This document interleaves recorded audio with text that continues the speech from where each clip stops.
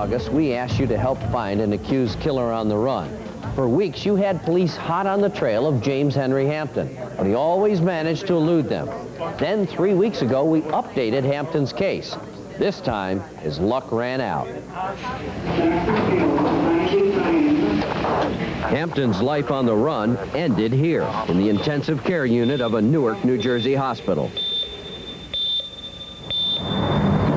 It began 4 months earlier in West Orange, New Jersey, when the Reverend Bob Ripson literally stumbled upon Hampton. I came over this little hill back here, and we found him laying on cardboard right over here, partially out in the driveway, and he jumped up, and I told him he could sleep on the property, but certainly not in the driveway. When the Reverend found him, Hampton had a new identity, Frank Riker, a man he'd robbed in a homeless shelter.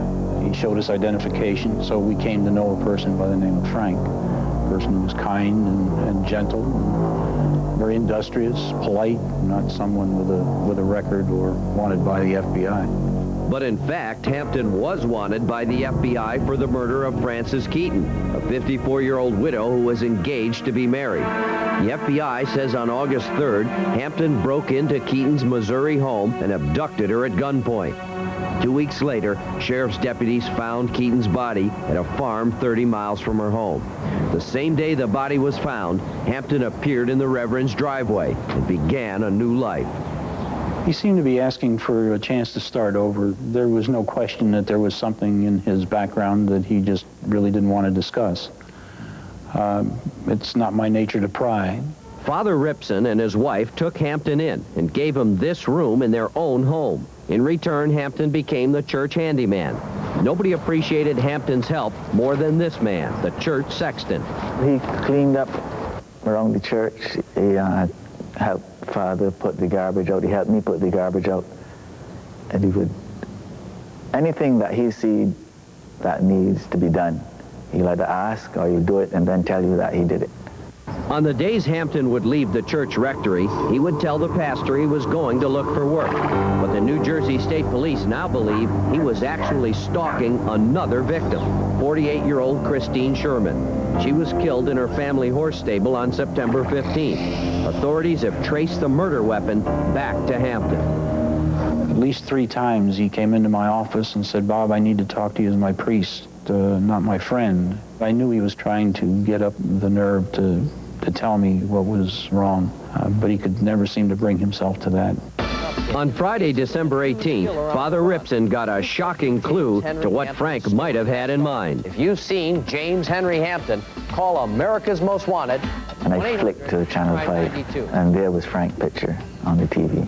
As I saw the picture, I said, "That is Frank," you know, and I listened, and the name was Hampton, and I got up to call the Father Bob. So I went to the police station and said, "If you're taking seriously the sighting of this man that I know as Frank, he's walking up Northfield Avenue." I walked up to him and I told him that I needed to check his ID. He had a birth certificate. He had a photo ID. I said, "We're going to have to bring you into headquarters. You're not under arrest, but you may be a suspect in a murder kidnapping." I says, "I don't know if you saw it. It was on TV." He says, "No problem. He says, I'm just taking a walk. It's a nice day. Do whatever you have to do." At that point, the 2 officers took his hands to put him up on a roof of the car to search him when he stumbled and he went down. Fortunately, Officer Potts was the only one that had a view of this, the way everybody was arrayed around him. And as soon as he saw the revolver in his hand, he yelled, "Gun!" And as soon as he yelled gun, the shot went off that quick. Before police could draw their guns, Hampton's gun went off, and the bullet ripped through his head. Nobody will know for sure whether he intended to shoot it out with the police. But based on his track record, I don't know if a man like that would want to take his own life under those circumstances. Hampton was rushed to University Hospital in Newark, where amazingly surgeons were able to save his life. You can see the bullet started down here, went through the mouth, through the eye, out the top of the head. See a very, very large piece of bullet stuck right in the middle of the brain. It'll make him a lot more withdrawn. He will be kind of detached and a little quiet, but it's impossible to tell because oftentimes people react even in the opposite way. They become even more active and more aggressive. As a Christian, I believe there's redemption for everybody. It's not just because I wear a collar and I'm a priest. To look on another human being and know that there's some good in that human being, no matter how bad they've been. Police still aren't sure whether Hampton meant to shoot himself or he simply stumbled when he drew his gun. But Hampton's made a remarkable recovery, and this week he was transferred to New Jersey's Essex County Jail, where he faces charges of murdering Christine Sherman. And he also has to answer to Missouri for the brutal murder of Francis Keaton. Last Thursday, the New York Daily News asked the question already on the minds of thousands of New Yorkers: where is she? How could a 10-year-old girl disappear without a trace? America's Most Wanted and Fox joined the search for 10-year-old Katie Beers. For the last week, she's been the subject of nationwide missing child alert bulletins. The hotlines here in our Washington headquarters have logged in some good tips, but Katie's still missing. So please, take a close look at this missing child alert. Katie Beers was last seen Monday, December 28th with family friend John Esposito. According to Esposito, they stopped at this video games arcade in Wisconsin, Long Island. Esposito says he bought some tokens, and when he turned around, Katie was gone. I started getting a little upset and I can't find her.